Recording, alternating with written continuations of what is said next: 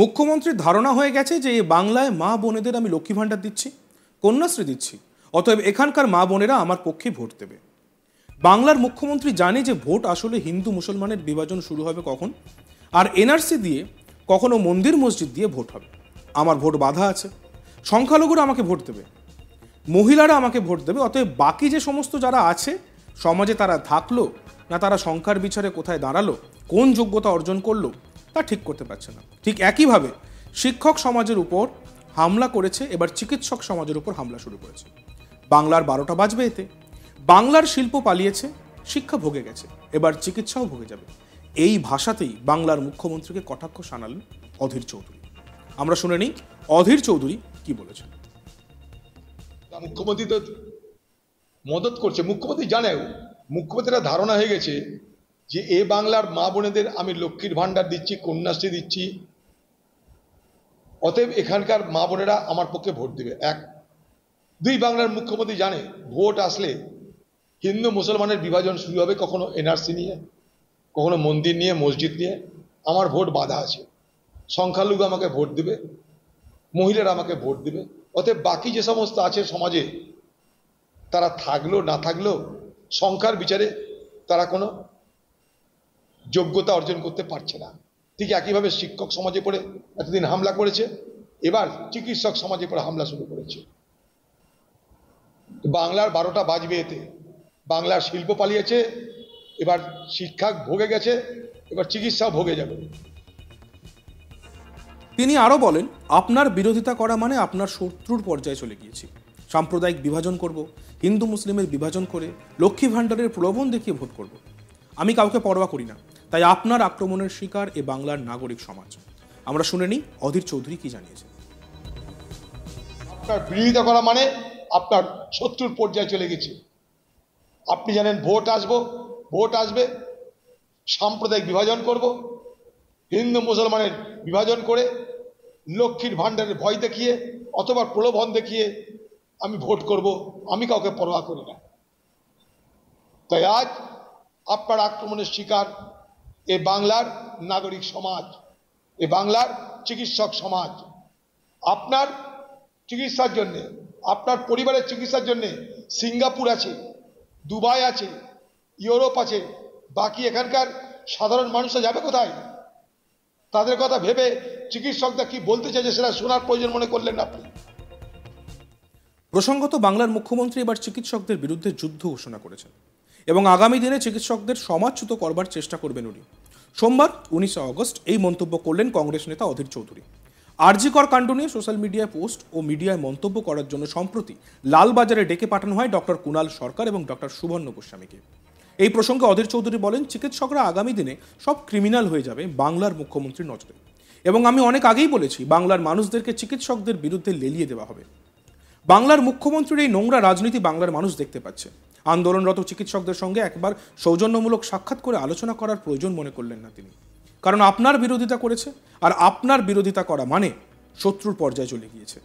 আপনি জানেন ভোট আসবে, সাম্প্রদায়িক বিভাজন করব, হিন্দু মুসলমানের বিভাজন করব, লক্ষ্মীর ভাণ্ডারের ভয় দেখিয়ে ভোট করাবো। আমি কাউকে পরোয়া করি না, তাই আজ আপনার আক্রমণের শিকার বাংলার এই নাগরিক সমাজ, এই বাংলার সমস্ত চিকিৎসক সমাজ। অধীর আরও বলেন, আপনার পরিবারের চিকিৎসার জন্য সিঙ্গাপুর আছে, দুবাই আছে, ইউরোপ আছে, কিন্তু বাকি এখানকার সাধারণ মানুষরা কোথায় যাবে? তাদের কথা ভেবে চিকিৎসকরা কি বলতে চাইছে শোনার প্রয়োজন করলেন না আপনি। এরপরে আপনি চিকিৎসকদের গ্রেপ্তার করবেন মিথ্যা কেসে, চিকিৎসকদের বিরুদ্ধে আপনি আইন প্রয়োগ করবেন, আমরা জানি। আমরা শুনে নেব অধীর চৌধুরী কি বলেছেন। বাংলার মুখ্যমন্ত্রী এবার চিকিৎসকদের বিরুদ্ধে যুদ্ধ ঘোষণা করেছেন এবং আগামী দিনে চিকিৎসকদেরকে সমাজচ্যুত করবার চেষ্টা করবেন উনি। চিকিৎসকরা সব আগামী দিনে ক্রিমিনাল হয়ে যাবেন বাংলার মুখ্যমন্ত্রীর নজরে। এবং চিকিৎসকদের আমি অনেক আগে বলেছি, চিকিৎসকদের বিরুদ্ধে বাংলার মানুষকে লেলিয়ে দেওয়া হবে। বাংলার মুখ্যমন্ত্রীর এই নোংরা রাজনীতি বাংলার মানুষ দেখতে পাচ্ছে। চিকিৎসকদের সঙ্গে আপনার, আন্দোলনকারীদের সঙ্গে আপনারা এখন পর্যন্ত একবার সৌজন্যমূলক সাক্ষাৎ করে আলোচনা করবার প্রয়োজন মনে করলেন না, কারণ আপনার বিরোধিতা করেছে। আপনার বিরোধিতা করা মানে আপনার শত্রুর পর্যায়ে চলে গেছে। আপনি জানেন ভোট ভোট আসবে, সাম্প্রদায়িক বিভাজন করব, হিন্দু মুসলমানের বিভাজন করে লক্ষ্মীর ভাণ্ডারের ভয় দেখিয়ে অথবা প্রলোভন দেখিয়ে আমি ভোট করব, আমি কাউকে পরোয়া করি না। তাই আজ আপনার আক্রমণের শিকার এ বাংলার নাগরিক সমাজ, এ বাংলার চিকিৎসক সমাজ।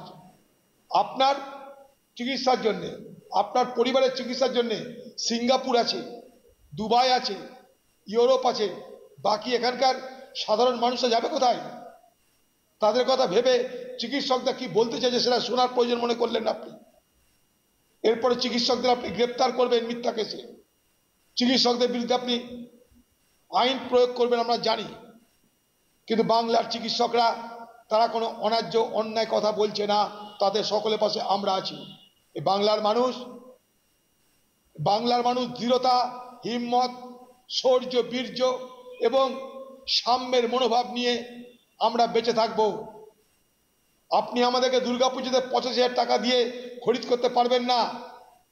বাংলার মা বোনদেরকে শুধুমাত্র লক্ষ্মীর ভাণ্ডার দেব আর তাদেরকে করে খুন করলে কিছু বলবো না। এ রাজনীতি বাংলায় স্থায়ী হতে পারে না।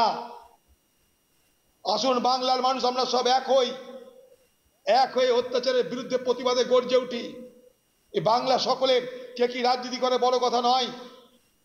এ বাংলাকে যদি বাঁচাতে হয়, বাংলার মানুষকে সকলকে ঐক্যবদ্ধ হয়ে এই তৃণমূল নামক স্বৈরাচারের বিরুদ্ধে, মমতা নামক স্বৈরাচারীর বিরুদ্ধে লড়তে হবে। আমি তৃণমূলের বহু নেতা কর্মী আছে, তারা কিন্তু জানে যে তারা যেটা করছে সেটা অন্যায় করছে।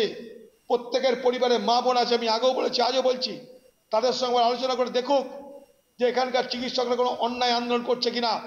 আপনার ঘরেরও মা বোন আছে, তাদের নিরাপত্তা আপনার দায়িত্বের মধ্যে পড়ে। শুধুমাত্র দিদির কথায়,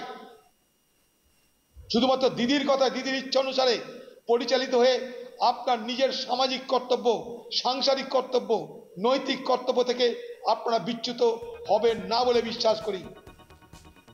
অধীর চৌধুরী আরো কি বলেছেন শুনে নেব। মুখ্যমন্ত্রী পদ যে কেউ চাইতে পারে, আমরা তো মুখ্যমন্ত্রী পদে যাই, অসুবিধা কি আছে? মুখ্যমন্ত্রী ব্যর্থতায় পদত্যাগ চাইতেই পারে। বাংলা কেন, ভারতবর্ষের প্রত্যেকটা মানুষ তার অধিকার অর্জন করে, তার স্বাধীনতা আছে, তার বলার অধিকার আছে। বাংলার মুখ্যমন্ত্রী কথা তো অপমান লাগছে কেন? বাংলার মুখ্যমন্ত্রী যখন বিরোধী দলে ছিলেন তখন তিনি জ্যোতিবাবুদের, বুদ্ধবাবুদের পদত্যাগ চাননি? তখন তাকে গ্রেপ্তার করতে গেছিল। আজ বাংলার যুব সমাজ, ইয়াং জেনারেশন, তারা দেখতে থাকুন আজ তাক বাংলা, সাবস্ক্রাইব করতে ভুলবেন না।